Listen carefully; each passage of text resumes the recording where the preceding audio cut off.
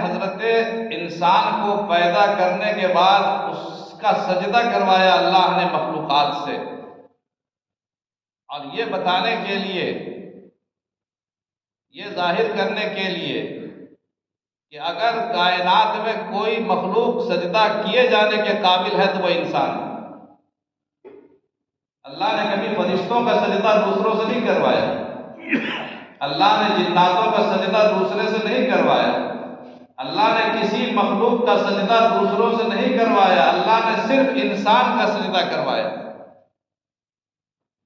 اللہ کے ہر کام میں حکمت ہے، اللہ کے کاموں کی گہرائی کو پہنچنا یہ ایمان والے کی شان ہے۔ اللہ نے انسانوں کا سجدہ کروایا اس بات کو بتانے کے لیے کہ اگر کائنات میں اور مخلوقات میں اگر سجدہ کیے جانے کی کوئی مخلوق لائق ہوتی وہ انسان ہے،